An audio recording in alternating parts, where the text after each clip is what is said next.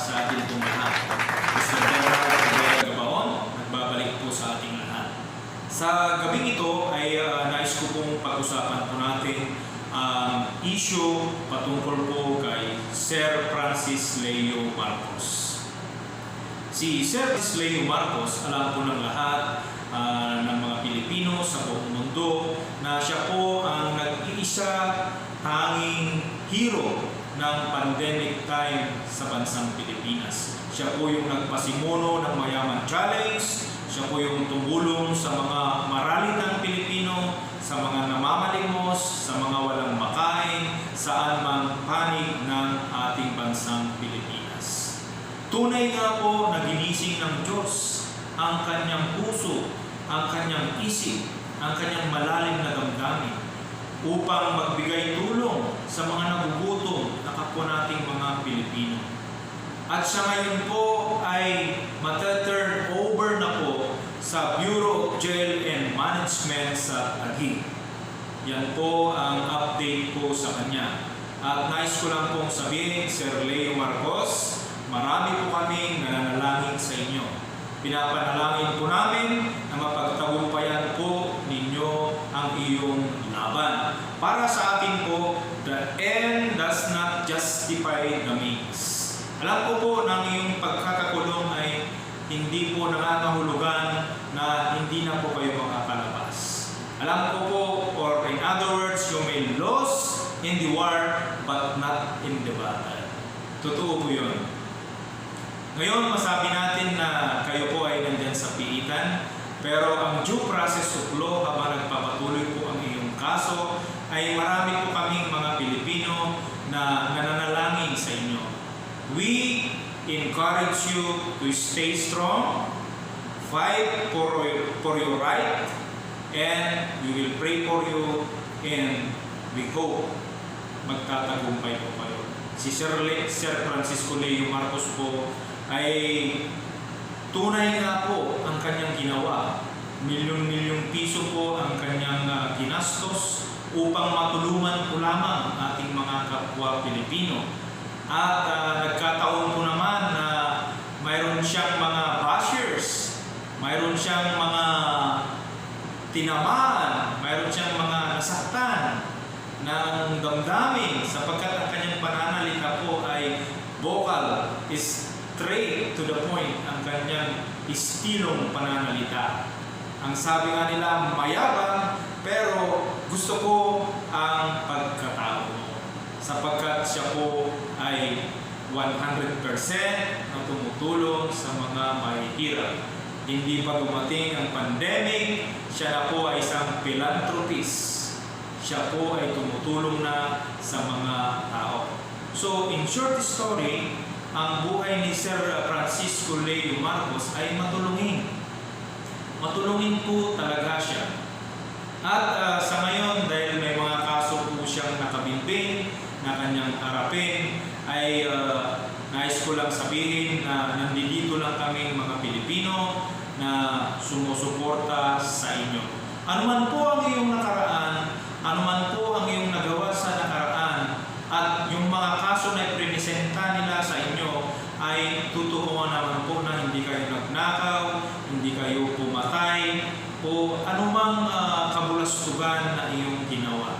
Kaya naniniwala po kami sa inyo, Sir Francisco Leo Marcos, kagaya ng sabi ko, the end does not justify the means, or you may be lost in the war but not in the battle. Alam po natin, mga kapatid at mga kababayang Pilipino, meron pong 5 pillars of criminal justice system. At itong dalawa ay nalampasan na po ni Sir Francisco Leo Marcos. Ang una ay ang community. Ano ang nagawa ni Mr. Francisco Leo Marcos sa community? Siya po ay naging mabuting tao, tumulong sa mga kapwa Pilipino, nagbigay ng mga suporta sa mga nangangailangan, nakihalubilo ng maayos sa kapwa nating mga Pilipino. Totoo na during the course of our actions na pinapatupad po natin ang ating mga tulong, mayroon pong mga sequence na dumarating na pagsubok sa buhay. Kaya yung mga nagagawang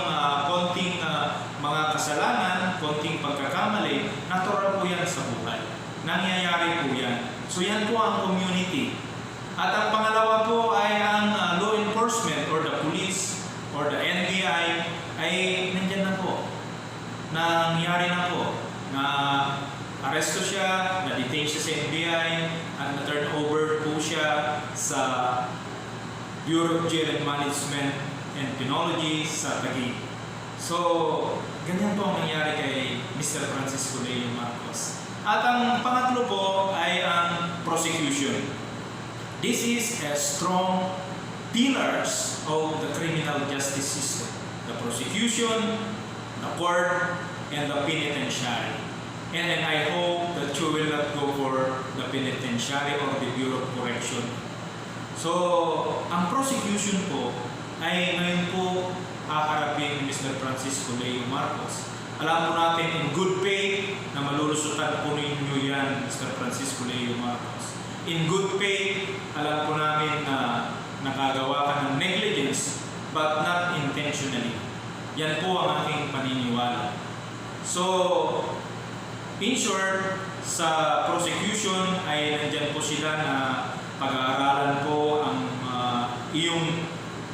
ang mangyayari po sa inyo para may panalo nyo po, may presenta po ng maayos, ng depensa ang iyong kaso. Maayos po, ma-analyze po, may presenta po sa judge upang makapagbigay po ng tamang kurado kung sino man ang hawak na judge. Ang korte po ay isa pong napakalaking institusyon upang pag-aralan, balansihin ang iyong kaso. At naniniwala po ako, kami mga Pilipino, Mr. Francisco Leo Marcos, nandito lang kami upang sumuporta sa inyo. Kagaya ng sinabi ko sa mga bashers, sa mga kumokontra, hindi ko po kayo kinokontra, hindi po ako galit sa inyo, galit po ako sa attitude ninyo. Yun po ang masasabi ko po sa inyo. Ang ating hero po ay isang Pilipino. Siya po ay nagmalasakit sa kapwa nating mga Pilipino. At kung ano man po ang kanyang nakaraan, ay labas na po kami doon, labas na po ako doon. Ang tinitignan ko po ay ang ginawa niyang pagtulong sa mga Pilipino nang walang kapalit. Ang sabi po sa Bible, mapalad ang taong tumutulong na hindi na nangangailangan ng kapalit. Nagawa po yan ni Sir Francisco Leo Marcos. Kaya po, sana po ay tulungan po natin, manalangin po tayo upang malampasan niya po ang pagsubok na ito. And to all my friends, those Indians, those Pakistan and Nepalese, since they are requesting for me to speak English so that they can understand what I am telling here in my blog, I will cut short and I will only summarize my blog today. Guys, the story today is there is once a Filipino hero during the pandemic time and still the current hero because the pandemic time or the COVID-19 is still going on under his name, Mr. Francisco Leo Marcos. He has the heart, he has the mind, the feelings, and his attitude towards helping the Filipino people, most especially those who are living in poverty. So this is, guys, what did our hero done during the pandemic time. And now, he is now turned over to Bureau of Jail and Management Penology in Taguig, somewhere far in the National Capital Region in the Philippines. The reason why there are cases that filed with him, like the optometrist law, another one is the cyber, and these are the cases that they brought out for him.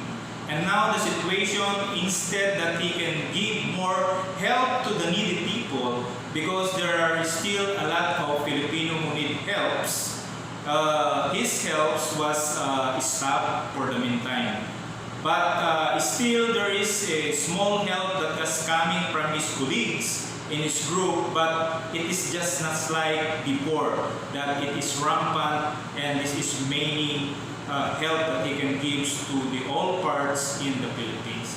So guys, this is the story I want to tell. I hope you guys Indians, my friends Nepali, my friends those from Pakistan, and any nationalities, even in Saudi, and even in those Vietnamese, my friends Vietnamese. I hope you understand this vlog and it can help you to ignite your feelings also as Mr. Francisco Leo Marcos did during the pandemic time. At sa mga kapwa ko Pilipino, sana naintindihan nyo, sana naiparating ko po yung pagmamalasakit po natin kay Mr. Francisco Leo Marcos. Manalangin po tayong lahat upang siya po ay makalaya, upang mapagtagumpayan po ni Mr. Francisco Leo Marcos ang kanyang kinakaharap.